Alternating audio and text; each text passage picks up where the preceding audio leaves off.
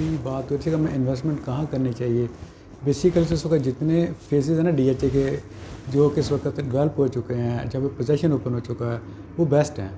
क्योंकि इस वक्त फेज़ 8 है तो वो फ्रंट फेस ऑफ डीएचए है, और यहाँ पे आपको प्लाट जो है 4 से लेके 6 के दरमियान अच्छा प्लाट मिल जाता है, इंस्टेड ऑफ जो फेज़ 5 है। कभी वो उसका ये लेवल था फेज़ 8 वाला, लेकिन वो अब थोड़ा सा कंजस्टेड हो गया हुआ है। अब वो ट्रैफिक जैम को थोड़े से प्रॉब्लम आ रहे हैं। अभी जब वहाँ पे ओवर ब्रिज बन जाएगा और कुछ अंडर पास बने, वो भी ठीक हो जाएगा। क्योंकि फेज़ 8 ये है कि वो रिंग रोड से आप फौरी आ जाते हैं और उसके तमाम रास्ते खुले हुए हैं। उसके अंदर फेज़ 6 में जाएँ, 7 में जाएँ, 9 में जाएँ या डीएच ऑफिस आएँ तो वो बेहतर है। इसके बाद फेज़ 6 है, लेकिन वो मैक्सिमम लेवल पे पहुंच चुका हुआ है इस वक्त प्राइस के हिसाब से। यहाँ प्राइस जो है ना आपको मिल जाएगी 3.5 से लेके 5.5, और कोई अच्छे जैसे ए बी एच जे है वहाँ पे आपको 5.5 6 के दरमियान भी है, क्योंकि वो प्राइम एरिया है इसलिए वो महंगा है। उसके बाद आ जाता है हमारा बेस्ट प्लेस जो ओवरसीयर के लिए या इन्वेस्टमेंट पर्पज़ के लिए, वो है फेज़ 7। उसमें इस वक्त मैकडोनल्ड आ चुका है, एक कैफ़े आ चुका है, एक पेट्रोल पंप और कार4 टी ब्लॉक में भी उसके फाउंडेशन रख चुके हुए हैं। इसलिए उसके अंदर भी बहुत सारा इस वक्त जो है ना, इस वक्त बहुत ज़्यादा उसके अंदर इस वक्त अपॉर्चुनिटी है कि वहाँ भी आप लगा सकते हैं। वहाँ भी जो आपको प्लाट है वो 2 से लेके 4 के राउंड अबाउट जो है ना आपको मिल जाता है प्लाट। जो 3.5 और 4 का वो बेहतरीन प्लाट है इस वक्त। उसके अंदर आप आर कह लें और एस है जो है वी डब्ल्यू और जी जो जी1 जिसे हम कहते हैं पहला पोर्शन, ये बेहतरीन है इन्वेस्टमेंट के लिए, क्योंकि जब भी आस्ता आस्ता कंजस्टेड होना शुरू हो गया है। फिर रेस्ट एरिया हमारा आ जाता है फेज़ 9 टाउन का। ये उन इन्वेस्टर्स के लिए है जिनके पास बजट बेचारों के पास ना अबाउट 20 मिलियन या 22 मिलियन है। अभी वहाँ जो प्लाट है आपको 1.5 से लेके 1.25 तक मिल जाता है, और उसके ऊपर अब कंस्ट्रक्शन कॉस्ट जो है वो 80, 85, 90 आ जाती है, और उसका 2 के अंदर घर पैक हो जाता है। जब मार्केट में चाहे बेचना चाहे इन्वेस्टर, तो उसका हाथों हाथ घर जो है अच्छा बना हुआ है, तकरीबन 250 बिक जाता है। और उसका जो इन्वेस्टमेंट है 40-50 लाख उस बेचारे को ना 6 माह और 8 माह के अंदर मिल जाते हैं, एज अ प्रॉफिट मिल जाता है, वो अपना सर्कुलेशन चला सकता है। इसके अलावा बहुत सारे हमारे ऐसे इन्वेस्टमेंट भी हैं जो दोस्त बाहर बैठे हुए हैं, दुबई, अमेरिका, यूएसए, कनाडा वगैरह, ऑस्ट्रेलिया, वो हमें कहते हैं जी साहब हमारे पास तकरीबन 25 मिलियन, हम क्या करें। हमको ये प्रपोज़ करते हैं कि 25 मिलियन में एक नया घर बनाए डीएचए में।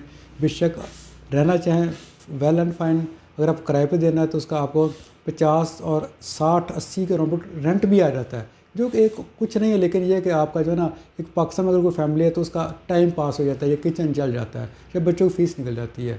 और उसको सेल करना चाहें, चूँकि डीएचए है, डीएचए हॉट कैश होता है, ये फौरी आपकी चीज़ जो है ना within week within month बिक जाती है मार्केट प्राइस के ऊपर। फिर आ जाता है जनाब कि हमारे पास 25 से लेके 3 तक रेट है, पैसे है 25-30 मिलियन है, तो उसके लिए मैं आपसे यही रिक्वेस्ट करूँगा कि आप आ जाएँ फेज़ 9 प्रिज्म है। वहाँ पे क्यू और आर में पोजीशन ओपन हो चुका है, और क्यू में और आर में घर बनना भी शुरू हो गए हुए हैं। और क्यू और आर में आपको जो 1 करोड़ का प्लाट है वो तकरीबन मिल जाता है 2 to 5 से लेके 300 का राउंड अबाउट। और 10 मरले का प्लाट जो है वो आर में है, वो आपको मिल जाता है 180, 170 के राउंड अबाउट मिल जाता है, जो कि 120 फुट रोड के अराउंड अबाउट फिर रहे हैं। फिर वहाँ पे आर में 5 मरले का, और क्यों 5 मरले की है, वो आपको 85 से लेके 10 तक आपको मिल जाता है। और उसके बाद न्यूज़ ये है कि ए और क्यू और आर के बाद A B C D F में पोजीशन आने वाला है, और पी में पोजीशन आने वाला है। तो मेरी यही रिक्वेस्ट है कि जो जिसका कम बजट है तकरीबन 2 से लेके 3 के दरमियान, वो यहाँ आ जाएँ। जब 1-2 साल बाद पाकिस्तान में अगर यहाँ पे घर शुरू हो चुके होंगे, उसके अंदर आपको ये फ़ायदा है, एक तो आपको 1 करोड़ का प्लाट होगा, और जो पोजीशन अनाउंस होगा तो 25 से 30 लाख रुपए ना अक्सर उसमें इंक्रीजमेंट हो जाती है, बढ़ जाता है। और बकाया जैसे आगे चलते जाएंगे आपको, यानी जे के आर वहाँ भी 5-5 मरले के हैं, लेकिन बेस्ट इन्वेस्टमेंट जो है ना A B C D Q और ए है। यहाँ पे आप आ जाएँ, आपको इंशाल्लाह 1 साल के अंदर कम से कम जो है ना, अगर ये रूटीन चलती रहती है तो आपको 20 to 25% जो है ना हर साल आपका इंक्रीज़ हो जाता है। बिलफर्ज अगर आपने प्लाट 20 मिलियन का ख़रीदा, यानी 2 करोड़ ख़रीदा है, तो 1 साल में जब बेचने जाएंगे ना तो वो यही प्लाट आपका है ना 2.25 से कम नहीं होगा, क्योंकि यहाँ पे पोजीशन आ चुका होगा। और पोजीशन का अनाउंसमेंट की जो है ना वो बड़ी जल्दी आपको इंशाल्लाह अल्लाह के हुक्म से जनवरी में मिल जाएगी। तो चाहे आप दूसरे फेज़ में कहीं भी आ जाएँ, डीएचए में नुकसान नहीं है। तीसरी मेरी आपसे ये रिक्वेस्ट थी कि आप रजिस्टर्ड डीलर से काम करें। रजिस्टर्ड डीलर का ये फ़ायदा होता है कि वो डीएचए में आपके साथ जाएंगे, शाना बिशाना आपके साथ खड़े होंगे, कोई प्रॉब्लम भी होगा डीएचए उसको बुला लेगा, उसे पूछेगा। अगर आप नॉन रजिस्टर्ड से काम करते हो को डीएचए नॉन रजिस्टर्ड को डीएचए नहीं बुलाएगा, ये यूनियन वाले जो डीएचए स्टेट एजेंट यूनियन है वो उसको बुला लेगी, उसे पूछगिछ करेगी, लेकिन वो दूसरे दर्जे पर चला जाएगा। वो काम उसका बहुत अच्छा होगा, बहुत ईमानदार भी होगा। लेकिन मेरी रिक्वेस्ट तो यही है कि आप डीएचए रजिस्टर्ड से काम करें, क्योंकि आप डीएचए में भी जाएंगे तो उन्होंने भी आपसे यही क्वेश्चन करना कि भाई जब आपने बाहर से पैसे भेजे तो क्या आप अपने डीलर से पूछा था कि वो रजिस्टर्ड है या नॉन रजिस्टर्ड है, या जब आपने लेटर हेड पे जब कोई बैनर या टोकन वगैरह लिखा है तो उस पर क्या लिखा हुआ था।